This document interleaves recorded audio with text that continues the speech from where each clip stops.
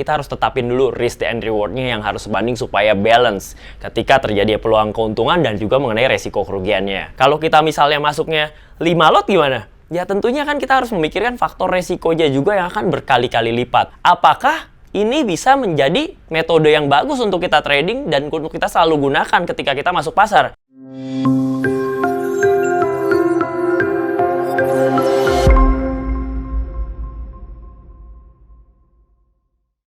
Balik lagi bersama saya Sufako Chandra dalam video Smart Trader Smart Move by Interliners.id. Oke, kali ini saya akan ngebahas mengenai gimana sih strategi untuk terhindar dari margin call yang berfokus pada money management. Yuk simak videonya.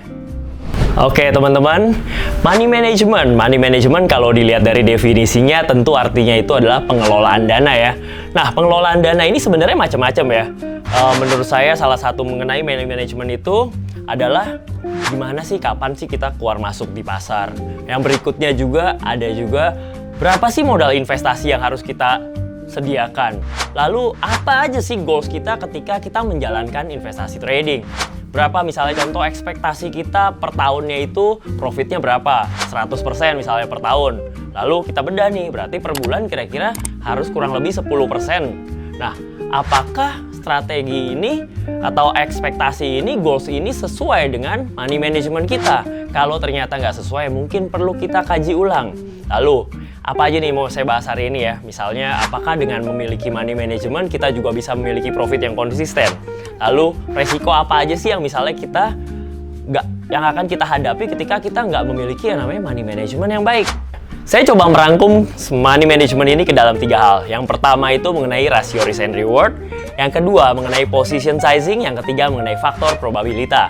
Oke, mari kita bahas satu-satu ya. Oke, yang pertama itu mengenai rasio risk and reward. Rasio risk and reward ini maksudnya seperti ini. Ketika kita trading, pasti tentu ada peluang keuntungan dan juga mengenai resiko terjadinya loss. Nah, oleh karena itu, penting untuk kita mengetahui berapakah batasan resiko yang bisa kita toleransi. Mungkin salah satu opsi baik yang kita ambil itu mengenai stop loss salah satunya tentunya. Nah, ketika kita menentukan titik stop loss kita, contoh misalnya kita ingin menggunakan stop loss sebesar 5 poin misalnya, otomatis untuk peluang profitnya pun harus sebesar resikonya dong. Ya tentunya sama, jadi kira-kira 1:1 supaya balance ya. Mungkin sometimes ketika kita trading, kita tentunya sering juga yang mengalami misalnya kita masukin input stop loss-nya misalnya 5 poin, tapi begitu untung 1 poin kita cepet-cepet ambil ya. Nah, di sini kan terjadi risk and reward yang tidak sebanding. Nah, oleh karena itu, di poin pertama saya adalah kita harus tetapin dulu risk and reward-nya yang harus sebanding supaya balance ketika terjadi peluang keuntungan dan juga mengenai resiko kerugiannya. Nah, itu yang pertama. Kalau yang kedua, itu tadi mengenai position sizing. Position sizing itu adalah kita menentukan berapa sih ukuran jumlah lot transaksi yang ingin kita entry ke market. Nah, tentunya berbeda-beda nih ketika misalnya si A trading dengan si B trading dengan si C trading. Kenapa? Karena mungkin jumlah dana yang digunakan juga belum tentu sama antara satu orang dengan yang lainnya. Misalnya, saya transaksi dengan nominal 100 juta, ya, which is mungkin saya bisa transaksi dengan jumlah 10 lot misalnya sesuai dana yang saya miliki. Tapi nggak mungkin dong saya menggunakan itu semua. Supaya safety gimana? Cukup kita nggak usah mulai serakah-serakah kok, kita bisa masuk dengan 1 lot dulu aja. Nah, kalau kita misalnya masuknya 5 lot gimana? Ya tentunya kan kita harus memikirkan faktor resikonya juga yang akan berkali-kali lipat. Nah, berbeda dengan kalau misalnya saya trading dengan dana 500 juta. Gimana kalau saya masuknya 1 lot? Boleh-boleh aja kan tentunya, tapi kalau mau masuk 5 lot pun masih oke nggak? Masih oke, seperti itu. Jadi position sizing itu kita menentukan berapakah jumlah lot yang kira-kira ideal yang sesuai dengan dana kita. Jadi jangan berlebihan, karena kita nggak cuma harus mikirin keuntungannya aja, tapi juga resiko kerugiannya tentunya para liners ya. Yang ketiga ini tadi saya bilang mengenai faktor probabilitas. Nah, tentunya ketika kita transaksi, kita punya analisa, kita punya metode di dalam trading yang misalnya kita udah netepin nih, oh saya entry-nya ini sekarang, saya keluarnya ini kalau lagi seperti ini.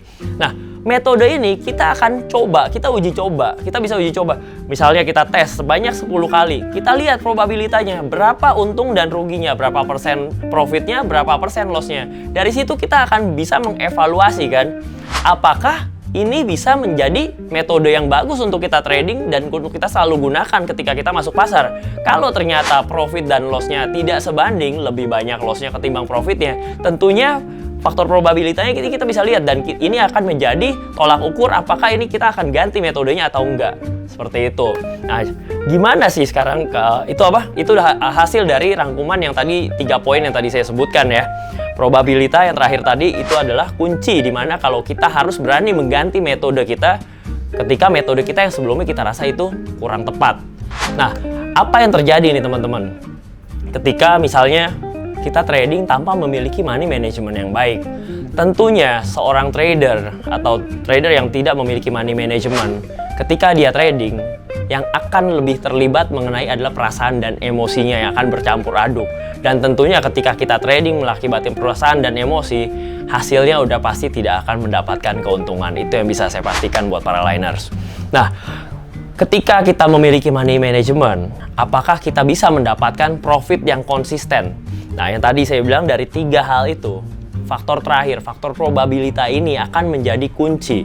Kunci di mana kita harus berani mengganti keputusan kita, mengganti metode kita, supaya hal yang sudah kita lewati, yang mungkin kita rasa metode ini kita nggak cocok, nggak bagus. Kenapa? Karena probability-nya lebih banyak loss-nya ketimbang profitnya.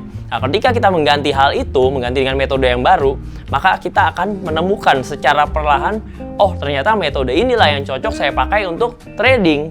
Seperti itu. Jadi dengan pembelajaran, dengan analisa dari metode yang lama ke yang baru, dan di situ akan ditemukan, oh ternyata metode inilah yang profitnya lebih besar probabilitasnya ketimbang lossnya.